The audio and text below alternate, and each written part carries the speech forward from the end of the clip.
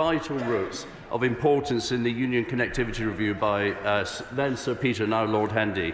And we are working together finally with the Scottish Government. The UK Government is funding a feasibility study for the upgrade of the 75, and I'm delighted that progress is being made. Thank you, Mr. Speaker. Is it not the case that the Scottish Government has consistently strayed outside the limits of the devolution settlement? So it's very difficult to take the SNP seriously as defenders of devolution when they have so little respect for the current settlement.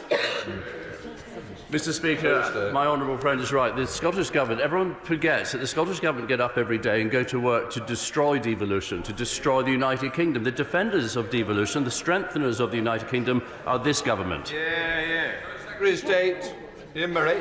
Thank you very much, Mr. Speaker. Can I take this opportunity to congratulate my new honourable friend for Rutherglen and Hamilton West, not only on his vast promotion and fast promotion to the shadow front bench, but also on his 20.4% swing from the SNP that brought him that by-election victory. Mr. Speaker, the announcement to close the refinery at Grangemouth is a hammer blow. Too many communities are still living with the devastation from being left behind after coal mine closures in the 1980s. This must not be allowed to happen again. Grangemouth's owner is buying football clubs and investing in plants elsewhere, while the workers here lose out. And the Prime Minister has decided a culture war on the environment trumps getting the UK into the global green energy race by backing Labour's green energy superpower plans. So the devolution settlement demands both governments work together, but they certainly don't. So can the Secretary of State say what discussions he is having with the Scottish Government to protect jobs at Grangemouth, and what impact this will have on the Acorn carbon capture and storage project? Well, Mr. Speaker, first of all, it's a very worrying time for those whose jobs are at risk at the Grangemouth refinery. And so this morning, my fellow minister met with Neil Gray from the Scottish Government, and we also, Desna's Department of Energy Minister was present. We've also had, yesterday, I think my fellow minister had a meeting with the local authority. So work is going on. There is an irony, though, but the Scottish Government wants to shut down oil and gas, and when this happens, suddenly people realise that it's actually about managing a transition and taking us gradually to net zero, but protecting people's livelihoods. On the point you make about Acorn and the Scottish cluster, I have spoken to the Chief Executive of Storiga, who are basically pulling the project together. He tells me that the refinery closing actually has very little impact on their projects because they were at Grangemouth supplying the blue hydrogen to the refinery and others, and it was the emissions from making the blue hydrogen that was going back up to be put into the North Sea. So little impact.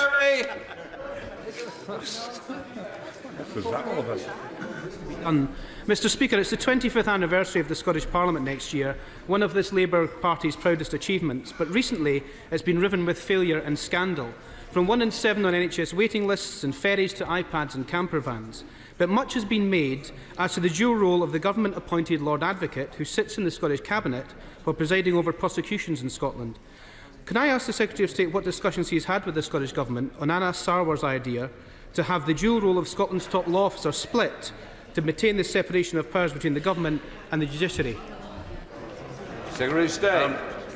Well, Mr. Speaker, as my honourable gentleman will know, the Director of Public Prosecutions in England is appointed by a panel, and there is, therefore, it removes risk of perceived interference by government.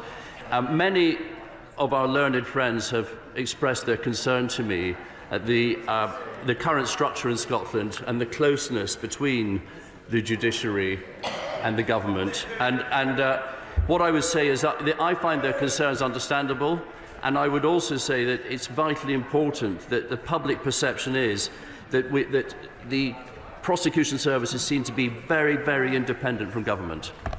Select Committee speak with Sharp. And I'm sure the Secretary of State would agree with me that his mission to constrain and to bypass the Scottish Parliament has been an absolute disaster for devolution, with the relationships across the whole of the UK never being at such a low level. Will he acknowledge that his version of aggressive unionism has utterly failed, and as he is leaving his office, will he now pledge to abandon it entirely? Secretary of State.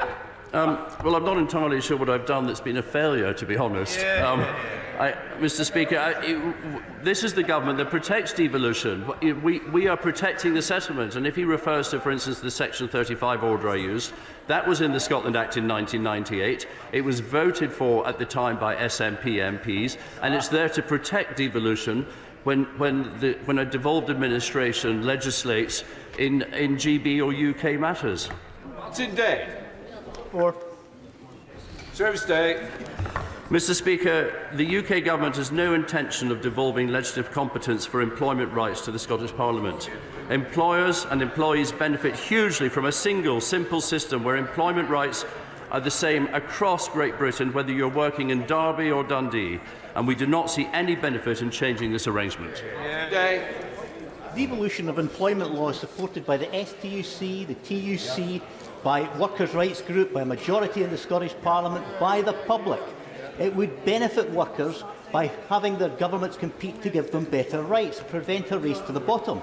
What's not to like? So why won't his government consider it? Thursday. Well, I refer the honourable gentleman to my original answer, which is we believe that it's right that you have a simple system that works across the United Kingdom, whether you are, as I said, in Derby or in Dundee. Sir Oliver Hill. The Secretary of State agree with me that to have different employment laws either side of the border would be, or between the two nations, would be a mistake, because it would increase the regulatory burden on companies, and it would also deprive the companies of Britain, deprive them of the excellent tribunal system which we have. So the answer, Mr. Speaker, is I completely agree with my honourable friend, and he makes absolutely the right arguments. Liz Chapman. Mr. Speaker. Thursday. With permission, Mr. Speaker, I will answer questions 5, 11 and 14 together. The United Kingdom Government has introduced a single, flexible immigration system which works in the interest of the whole United Kingdom. A separate visa system would create an economic migration border between Scotland and the rest of the UK, which would be harmful for employers and far less attractive for workers. Liz Chapman. Mr. Speaker. Last week, the CBI conference raised the serious issue of the lack of people to do vital jobs we need done, especially in hospitality and food production. Both the Fraser-Fallon Institute and the Highlands MSP, Kate Forbes, have suggested localised worker visa solutions to boost the economy. Why is the Secretary of State not listening to these smart voices, and why is he not acting in the best interest of the Scottish economy? Well, Mr. Speaker, because we have a specific Scottish shortage occupation list for shortages, and that gives us flexibility. The salary rate is set at £20,960, and we believe that is the best way for those stakeholder bodies to make the representations to the Home Office to add those to the shortage occupation list. Brendan O'Hara. Thank you, Mr. Speaker. 5 years ago, the Migration Advisory Committee said that the current system was failing remote communities. Recently published figures show that my Argyll and Bute constituency is suffering further depopulation, with the town of Rothesay in the Isle of Bute being particularly badly affected. But despite the overwhelming evidence to the contrary, this government still insists that the current system delivers for all parts of the UK. So could the Secretary of State explain how does a one-size-fits-all policy, simultaneously catering for the vastly different needs of densely populated urban areas and Argyll and Bute, deliver equally for both? Well, Mr. Speaker, Argyll and Bute is a beautiful part of the United Kingdom. But what it lacks is infrastructure, what it lacks is public services, what it lacks is affordable housing, because the Scottish Government have failed in all those areas. But what it also has with the rest of Scotland is it has the problem of being the highest tax part of the United Kingdom. And that is the problem the Scottish Government have to address. Deirdre Brock. Mr. Speaker, the UK Government said that post-Brexit domestic employment would fill labour gaps. But the Executive Director of UK Hospitality Scotland has said that the gaps left by excluding EU workers have not been filled, with huge numbers of specialist vacancies left, such as chefs and managers. When will this government accept reality and stop destroying Scotland's economy in the name of a purist Brexit ideology? Well, I think the honourable lady lives in a parallel universe. We have the highest net migration to the UK since records began, far higher than when we were in the EU. As I say, if you want to attract people to Scotland, stop making it the highest tax part of the United Kingdom. Foster. Oh, thank you, Mr. Speaker. The Secretary of State has correctly identified there's some who want to use immigration policy to enforce a hard border between England and Scotland as part of their aims to break up this union. But would he agree, and in his assessment did he identify, that what we need to do is make sure that immigration policy is not used as an alternative to offering the type of rewarding packages key workers deserve? So states. Yeah, absolutely, Mr. Speaker. We are one United Kingdom. We have no physical border. It is important that we treat immigration across the whole United Kingdom and give everyone equal opportunity. We now come to Tommy Shepherd, SNP spokesperson. Thank you, Mr. Speaker. Let's be clear here. We are talking about the administration of work permits for people from overseas who wish to work in Scotland on a temporary basis.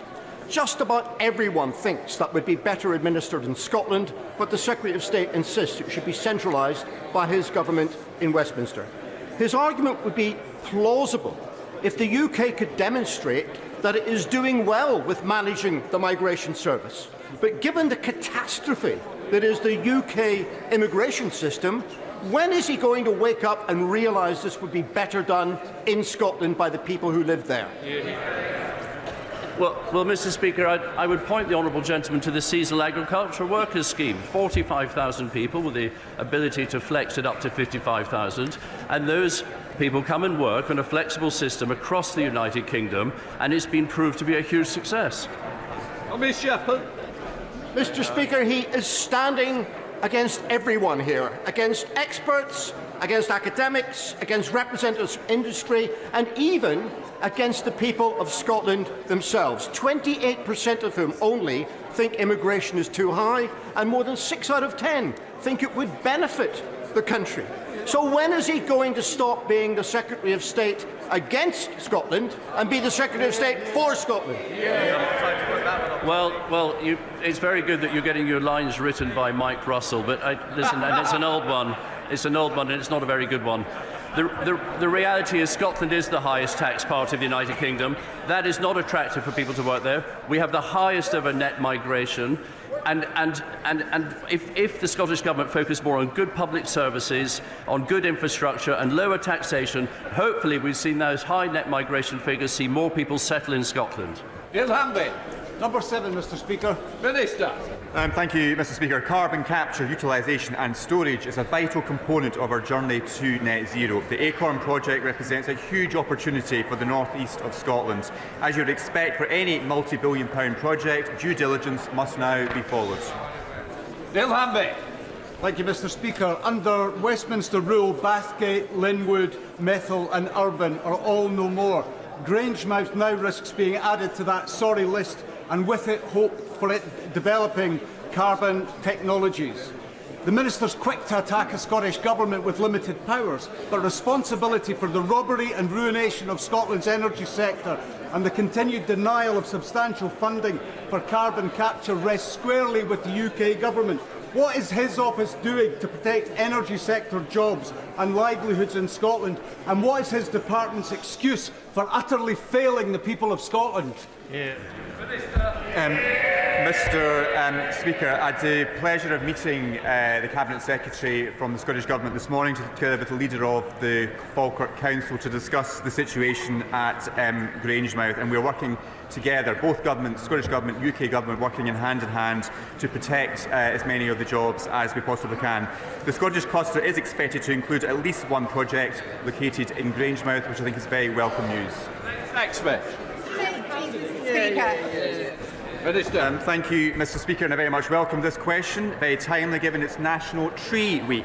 Reforestation is a crucial part for us all to reduce carbon emissions and improve biodiversity across the country.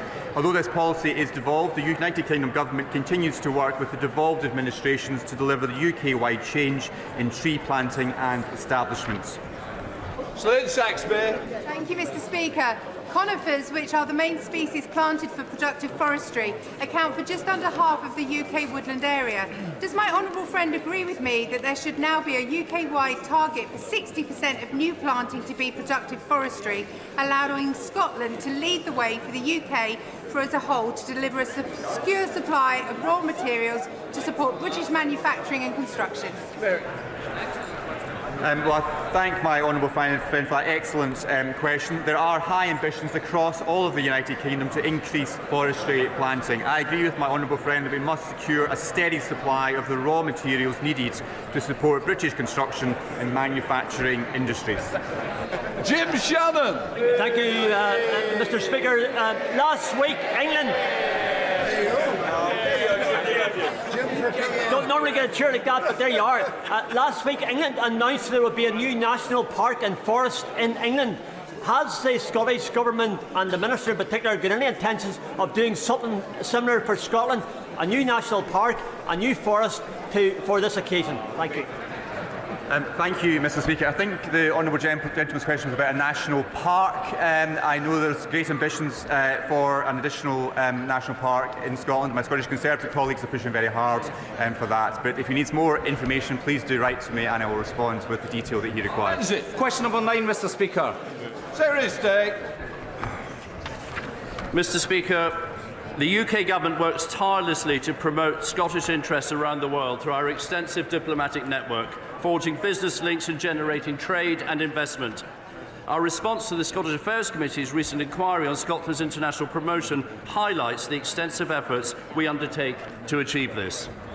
Thank you, Mr. Speaker. As one of the Prime Minister's trade envoys, it's always my pleasure to be championing British business overseas. From whisky to satellites, Scotland is home to some of the United Kingdom's most important exports. Can my right honourable friend update the House what work the Scotland Office is doing to support these important sectors in the international market? Mr. Speaker, first of all, can I thank my honourable friend for his service as a trade envoy and tell him that last month I had the pleasure of travelling to Vietnam to boost Scotland's trade interests and to celebrate diplomatic links. Vietnam, it already offers huge opportunities for Scottish businesses, and in light of the UK's recent joining of the CPTPP, easy for you to say, Mr. Speaker, I am keen to highlight further trading opportunities for Scottish businesses in the Indo-Pacific region. Final question, Patrick Ready. I wonder if the Secretary of State could just clarify what he was saying earlier on. Does he think that it is legitimate for Scottish Government ministers to be able to travel overseas to promote the work of the Scottish Government?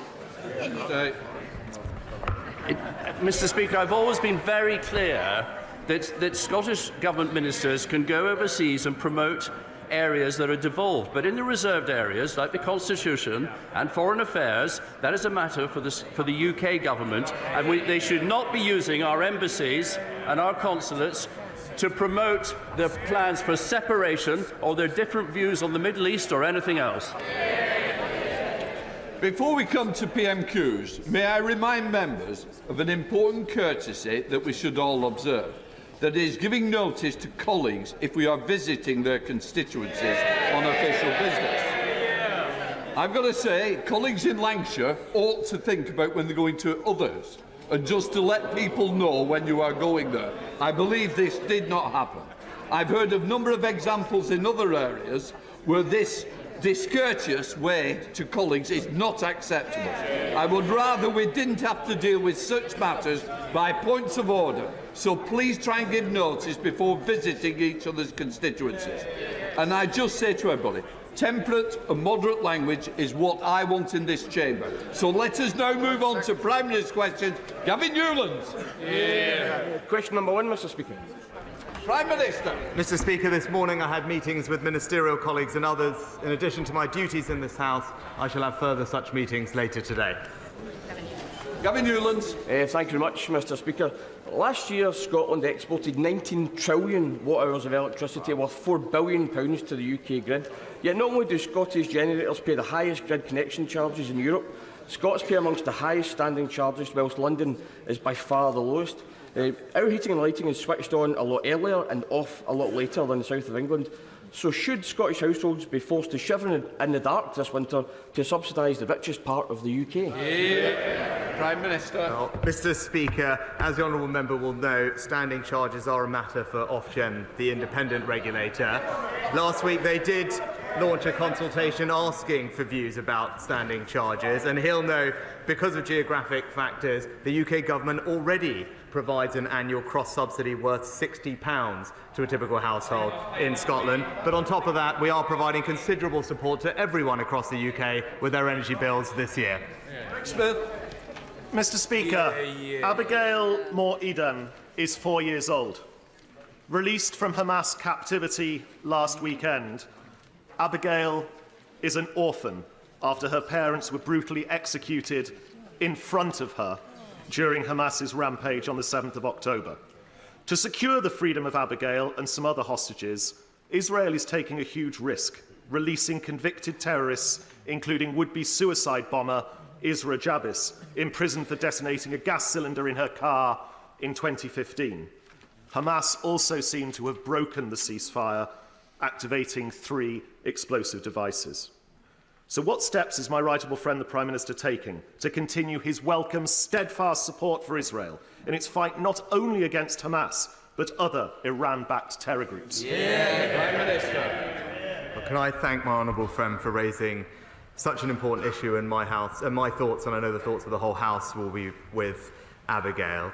As I've said before, we support Israel's right to defend itself, to go after Hamas and to free hostages, to deter further incursions and to strengthen its security for the long term. We welcome, though, the extension to the agreement to pause fighting, increase humanitarian aid and release further hostages. Negotiations are ongoing and highly sensitive, but this has been a welcome first positive step. We will continue also to hold Iran to account, Mr. Speaker, for any further escalation from these groups, as well as continuing to work with partners to disrupt and deter Iran's destabilising activities in the Middle East. I now come on the call on the Leader of the Opposition, Keir Starmer. Thank you, Mr. Speaker.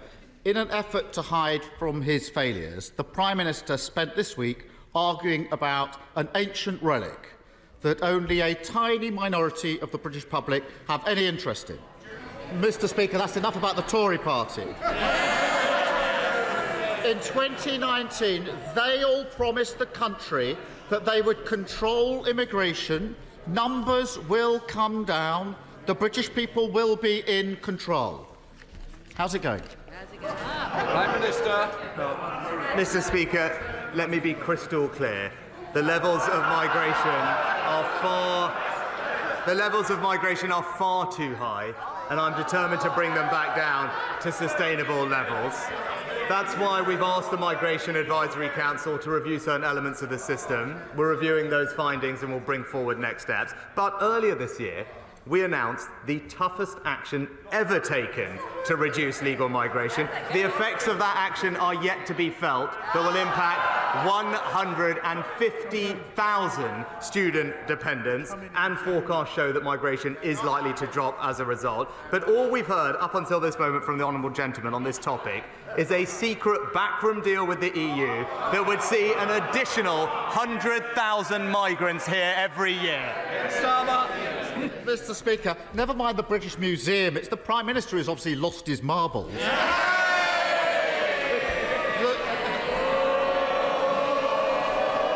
Mr. Speaker, the Greek Prime Minister came to London to meet him, a fellow NATO member, an economic ally, one of our most important partners in tackling illegal immigration.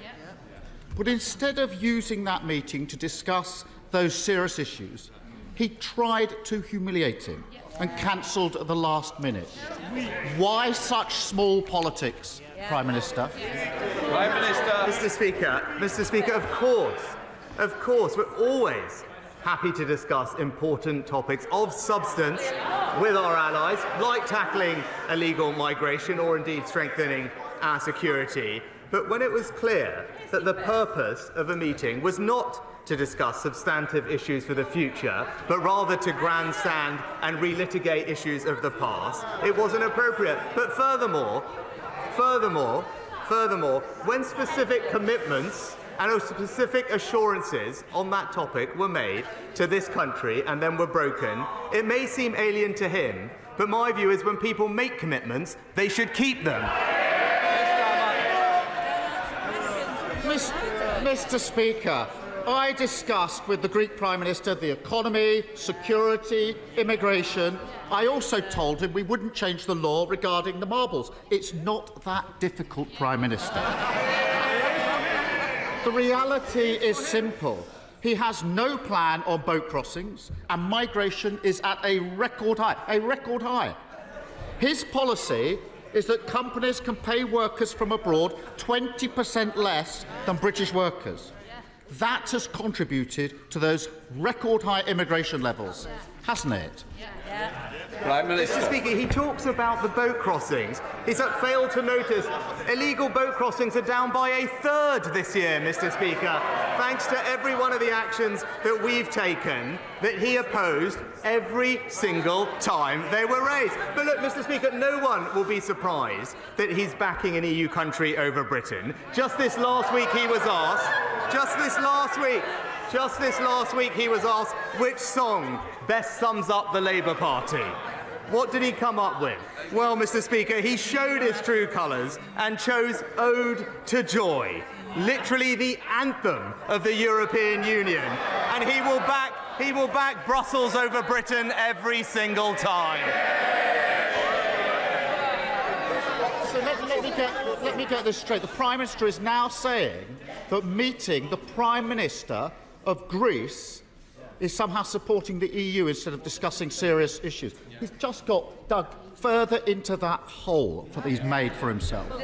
And ever, rather than deal with the facts, he's prosecuting his one-man war on reality.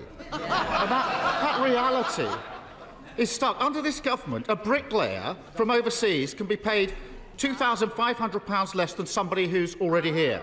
A plasterer, £3,000 less. An engineer, £6,000 less. The list goes on. It's absurd. Labour would scrap his perverse wage-cutting policy. Why won't he? Mr. Speaker, as I said, we have taken significant measures and will bring forward more. And indeed, as the ONS themselves said, more recent estimates indicate a slowing of immigration as a result of the things that we're doing. But I am surprised, Mr. Speaker, to hear him now taking this new position, because I've got a quote here from a pushy young shadow immigration minister who said, and I directly quote this person, he told this House that limits on skilled migrants are, and I quote, a form of economic vandalism. Who could possibly have taken such a bizarre position to only then U-turn? It will come as no surprise to anybody that it was him. Mr. Speaker, there's only one party that's lost control of the borders, and they're sitting right there. And this is a government not just in turmoil, in open revolt. The Immigration Minister thinks the Prime Minister is failing because apparently nobody will listen to his secret plan. The former Home Secretary thinks he's failing because of his magical thinking. The current Home Secretary thinks he's failing. He even took time out of his busy schedule insulting people in the North East to admit he agrees with Labour. The Prime Minister seems to be the only person on the Tory benches without his own personal immigration plan. Clearly, his own side don't have any faith in him. Why should the public? Mr. Speaker, it's really a bit rich to hear about this from someone who described all immigration law as racist, who literally said it was a mistake to control immigration.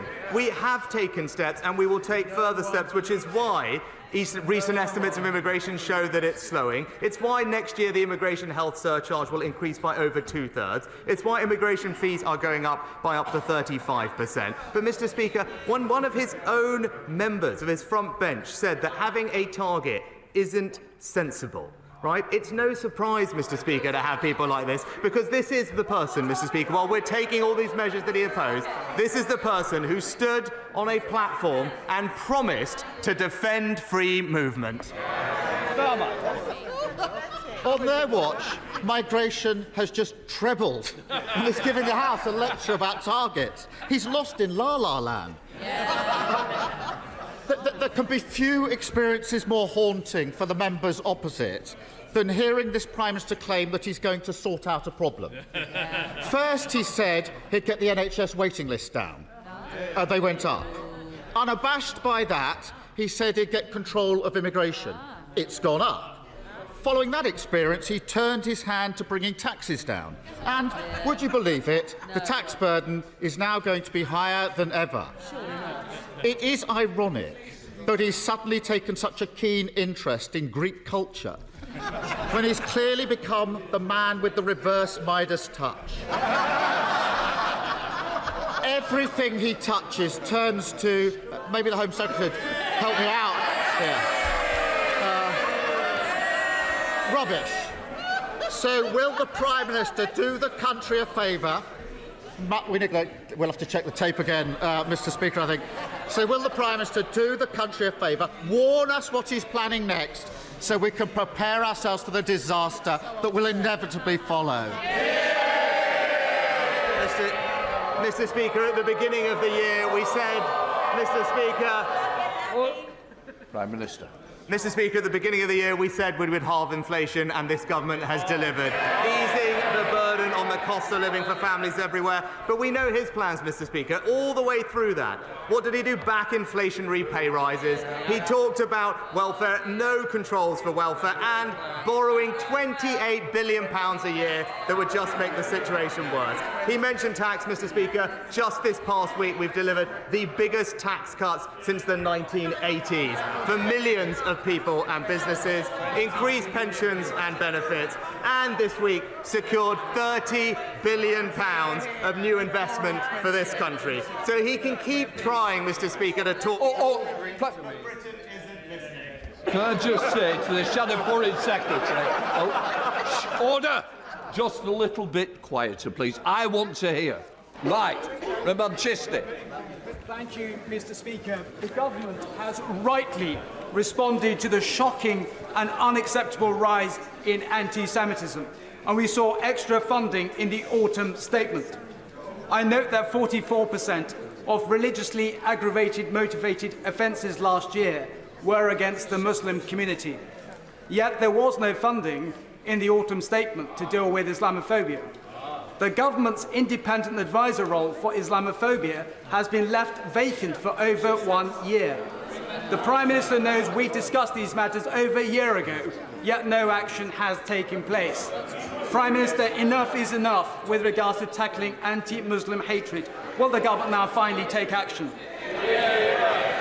Mr. Speaker, we won't tolerate anti-Muslim hatred in any form and expect it to be dealt with wherever it occurs. I actually recently met Tal Mama, a service that provides support to victims of anti-Muslim hatred, who we have, in fact, supported with over £6 million of funding since its inception, and we're in regular dialogue with them. We have also, Mr. Speaker, doubled the funding for protective security measures through the Protective Security for Mosque scheme, and will continue to do everything that we can to keep our Muslim community safe. Leader Stephen Flynn. Mr. Speaker, in good news for kids this morning, it was snowing in Aberdeen, and when they looked out of the kitchen window, they would have been filled with delight. But for their parents, many of them who looked out the kitchen window this morning would have been filled with dread. Dread knowing that they simply can't afford to pay their energy bills. So in that context, can I ask the Prime Minister, does he regret offering no financial mechanism whatsoever towards families this winter? Minister. Mr. Speaker, that's simply not right to say that there isn't support for families this winter. There's been considerable support this year for energy bills, and this winter, pensioner households, for example, will receive up to £300 alongside their winter fuel payment, because they're some of the most vulnerable households, and it's right that they get that support at a difficult time. Stephen Flynn. Mr. Speaker, I appreciate it's difficult for the Prime Minister to empathise when he quite clearly can't understand. But to be clear to both him and indeed the whole House, this isn't a matter of energy production. Scotland produces 6 times more gas than we consume, and around 2/3 of our electricity already comes from renewable resources. This is a consequence of decades of failed energy policy here in Westminster. Now, those of us on these benches, we believe that Scotland's energy wealth and our energy resource should benefit the people of Scotland. Why doesn't he?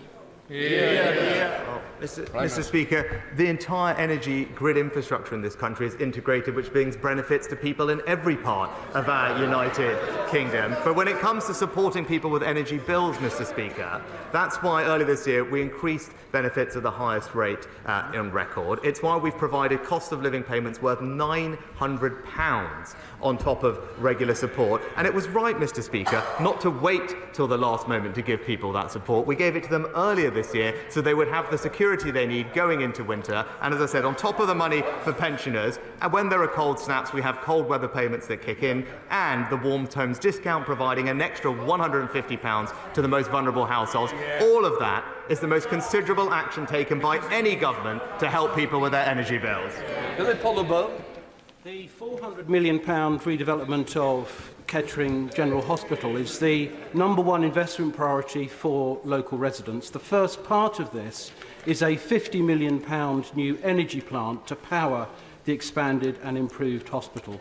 Will my right honourable friend, the Prime Minister, please do all he can to ensure that the Department of Health gets spades in the ground on time next spring, so that we can get the construction of our redeveloped, much-loved local hospital fully underway? Oh, can I thank my honourable friend for continuing to champion the new hospital in Kettering. We're absolutely committed to delivering the scheme for Kettering General Hospital, and as my honourable friend will be aware, the new energy centre is vital to the delivery of the new hospital, and we expect that work to begin in the first quarter of next year. The new hospital programme are working closely with the Trust to ensure that the plans are deliverable. Thank you, Mr. Speaker. 3 years ago, the government made a commitment to 40 new hospitals and significant upgrades to hospitals in most need. But today, many schemes are badly delayed. The Royal Berkshire, stuck at the development stage with not a single pound transferred for construction. Harrogate Hospital, still waiting on £20 million for urgent upgrades after RAC was discovered. And there are 25 more schemes, Mr. Speaker. So will the Prime Minister explain why his government is happy to let patients, doctors and nurses suffer for years in such unfit and unsafe conditions? Mr. Speaker, we are delivering 40 hospitals by 2030. Good progress is already being made, and that programme is being backed by over £20 billion of investment. 3 schemes are already open, 2 are opening this year, and 16 are in construction or work has begun to prepare the site. It is absolutely right, though, within that we prioritise RAC hospitals as part of that. That required a reprioritisation, but that was the appropriate thing to do to ensure safety. But all patients and staff are already benefiting from some of the improvements that we've made, which comes on top of the largest capital programme for the NHS in its history, rolling out community diagnostic centres, urgent treatment centres and surgical hubs right across the country. Sarah Dines. Thank you, Mr. Speaker. As disturbed as I was to learn that British politicians are being debanked by the National Westminster Bank, you can imagine my horror to find that an entire town, Bakewell in Derbyshire Dales, is being debanked by the National Westminster Bank. And in the whole of Derbyshire Dales and the Peak District, there's not a bank left. Can you share my concern, please? Will my right honourable friend share my concern that as we are the major shareholder, that the National Westminster Bank are ignoring my vulnerable, elderly people and also my businessmen? It's a big, thriving market town. Well, Mr. Speaker, my honourable friend is right that all customers, wherever they live, should have appropriate access to banking and cash services, which is why we've legislated to protect access to cash, and the FCA has issued guidance which seeks to ensure that branch closure decisions treat customers fairly. I know there's been an assessment about access to cash in her area, and the financial services sector will provide a new cash deposit service for her community, and also everyone can access the post office for regular banking services. Thank you, Mr. Speaker. Yesterday, Cancer Research's UK manifesto, Longer, Better Lives, set out a roadmap to save 20,000 lives a year by 2040. Research is key to this, and they've identified a funding gap of over £1 billion. Cancer Research UK have told me that excluding research funded by industries, charities fund 62% of cancer research compared to the government's 38%. Is the Prime Minister ashamed of this, and what is he going to do to address this gap?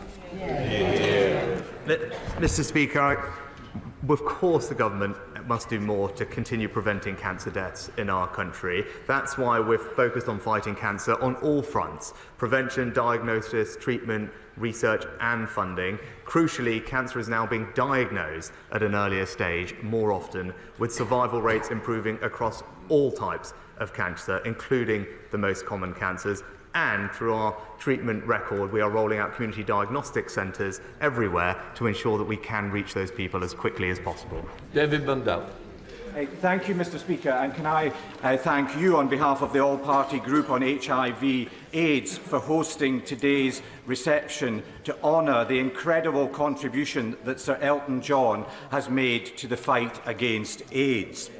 I very much welcome today's announcement of further funding for HIV, hepatitis B and C opt-out testing in hospital emergency departments as a critical step in fighting these diseases, and ask the Prime Minister to join with me, and indeed I'm sure the whole House, in praising Sir Elton and his AIDS Foundation for pioneering this work.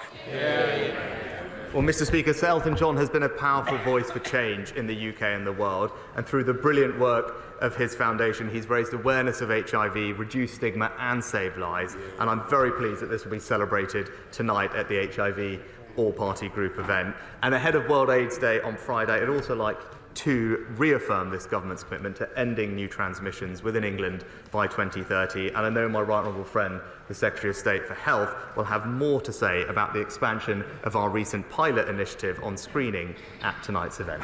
Jones. Thank you, Mr. Speaker. Pearl Melody Black was 22 months old when a car rolled off a private drive onto a highway and hit a wall that fell and killed her while she was holding her daddy's hand. The parents, my constituents Gemma and Paul, South Wales Police and the CPS were all frustrated that no charges could be brought in the case due to a loophole in the law. My 10-minute rule bill sought to amend the 1988 Road Traffic Act, but that fell as it didn't get parliamentary time. I know that colleagues across the House have similar issues, so can I ask the Prime Minister would he meet with me and my constituents to assist in finding a way forward?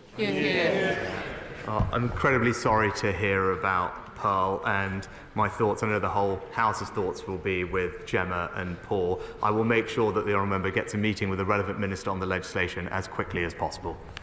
Nicky Aiken. Speaker, now we know that the Labour Party has an aversion to white band man, but does the Prime Minister share my concerns that according to a Daily Telegraph report today, that Labour-run Westminster Council is increasing parking charges for electric small vehicles by up to 1,800%, demonstrating that it doesn't support small businesses nor tackling climate change. Mr. Speaker, my honourable friend is right to raise these concerns, and it seems that Labour in London are yet again penalising hard-working people. First we had ULEZ, and now it seems they're hiking parking charges on white van drivers and small businesses, and I join my honourable friend in urging the Labour-run Westminster Council to rethink these damaging proposals. Thank you, Mr. Speaker. I quote, "Rishi thinks, just let people die, and that's okay." This was reportedly the view of the Prime Minister of COVID during late 2020, as recorded by the then Chief Scientific Advisor in his diary. This came to light last week in the COVID inquiry, and I was shocked that Downing Street didn't categorically deny it. So could I ask the Prime Minister today, how is it that people who were closest to this issue, who he worked with day in, day out, at the top of government, how on earth did these people get the impression that the Prime Minister was okay with people in our country dying. Minister, I think he's got the question, Prime Minister.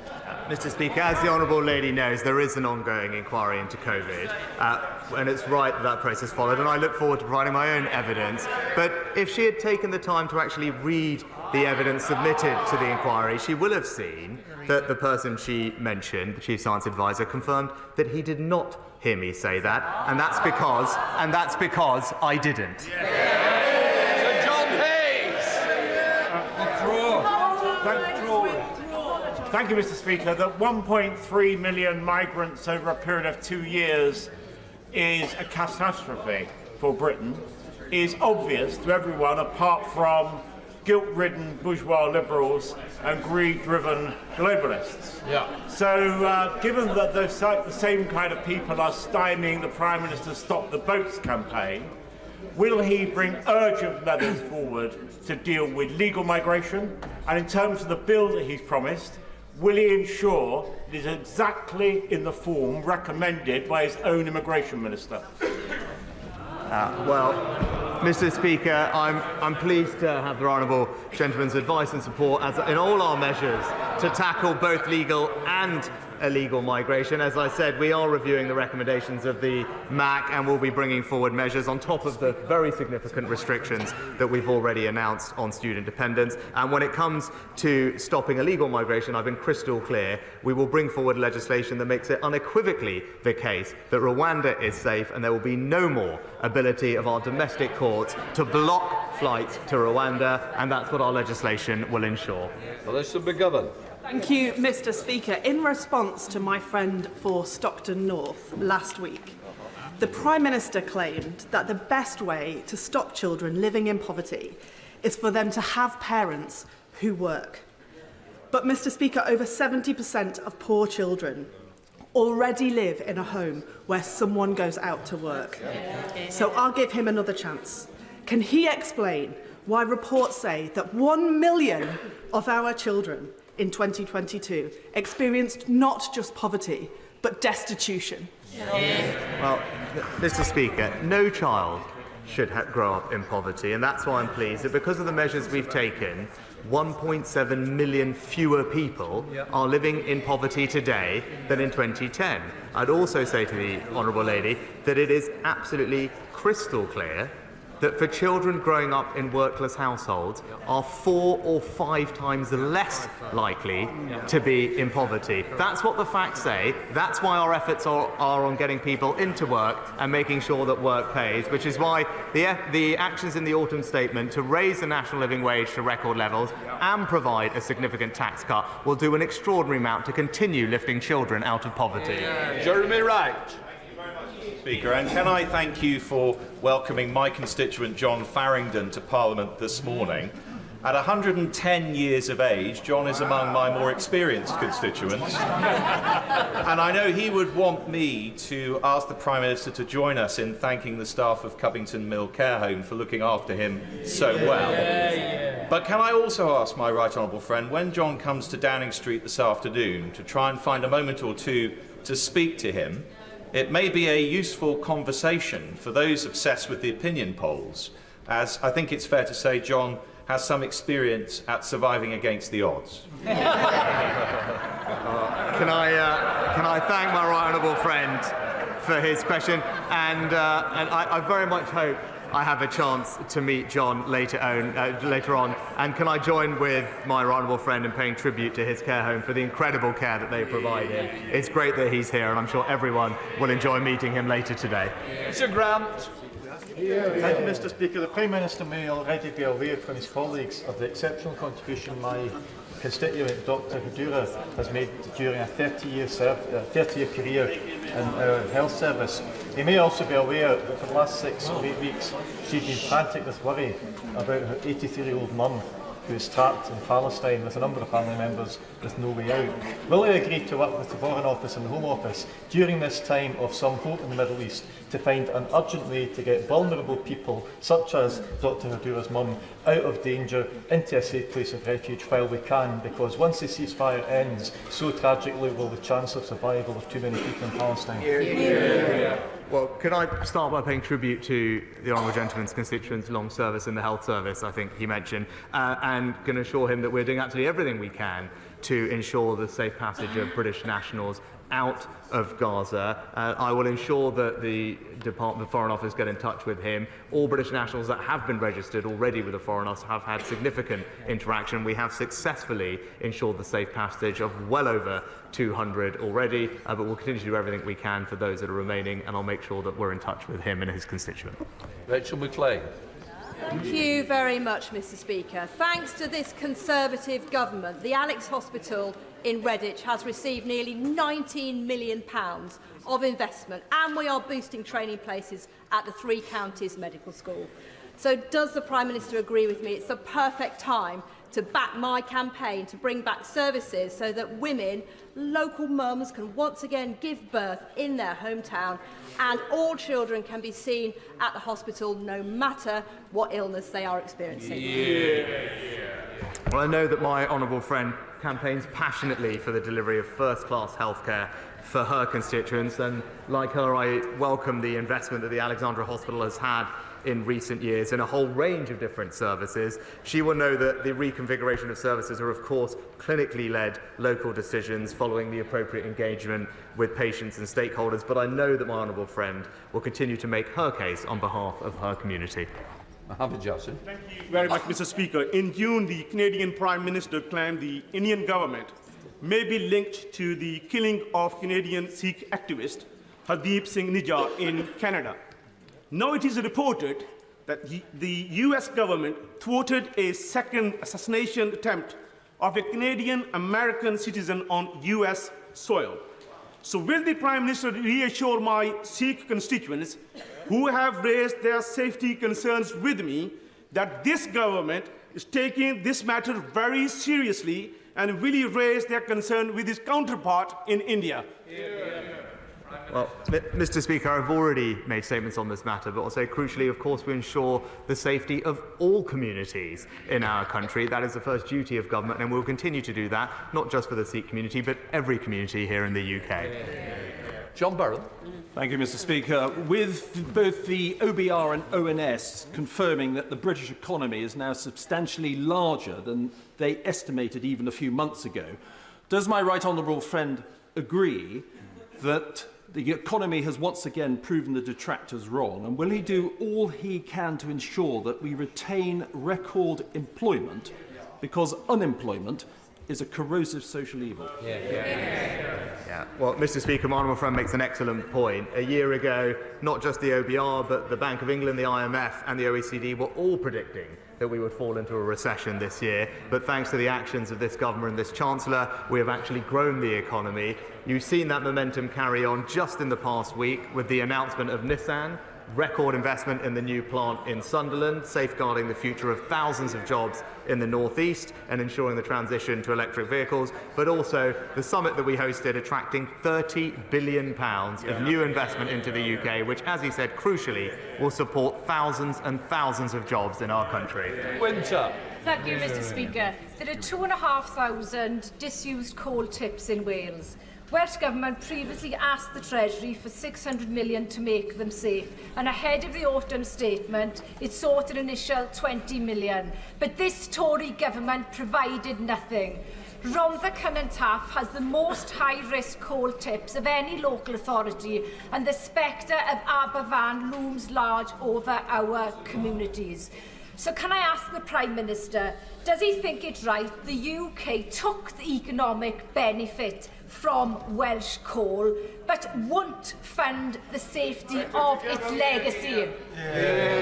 Well, Mr. Speaker, what the UK government is doing is actually investing in Wales, record investment in North Wales electrification on the line, record investment in communities up and down the country. And it is important, Mr. Speaker, to recognise that just recently, the UK government has invested hundreds of millions of pounds to safeguard thousands of jobs at Tata Steel, right? And, Mr. Speaker, the Welsh Government does have access to the largest set of Barnett consequentials on record over the past couple of years and have the resources they need.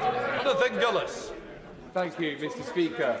Thanks to this Conservative government, the people of Stoke-on-Trent North, Kidsgrove and Torque will see over £200 million to fix our broken roads, the reopening of the Stoke-to-Leek line, and secured over £30 million to bus back better by introducing fairer fares and smarter routes to better connect our communities. However, residents who have a free bus pass are being denied using it before 9:30 a.m. by the Labour-run Stoke-on-Trent City Council, meaning that people can't get to their GP appointment or to work. So will the Prime Minister back my campaign to end this unfair policy being imposed upon my residents? Yeah, my honourable friend is absolutely right about the importance of high-quality bus services. That's why we have capped the cost of travelling on buses to £2 until the end of 2024 as a result of our decision on HS2, and also support councils with £1 billion of funding. I would urge all councils to ensure people see the benefits of that investment and wholeheartedly back his campaign. Deirdre Brett. Mr. Speaker, NHS England has awarded £330 million to Palantir, a controversial technology firm, to help it recover from its pandemic backlog, despite deep concerns among many healthcare professionals about privacy, ethics and the safety of patient data. In light of the government's recently commissioned report on unifying health data in the UK, can the Prime Minister confirm that no attempts will be made to force the Scottish Government to release the personal data of Scottish residents to any centralised system? Mr. Speaker, as the Honourable Lady knows, healthcare is devolved, but we will look for every opportunity to improve patient care and reduce waiting lists in England, and that's what we're doing, developing new technology which has had a proven track record in bringing down waiting lists and improving the optimisation and efficiency of how theatres are scheduled. That's the type of thing that we need to do to ensure patients get the care they need and we can get efficiency in the NHS. Final questions, Robert Betlam. Thank you, Mr. Speaker.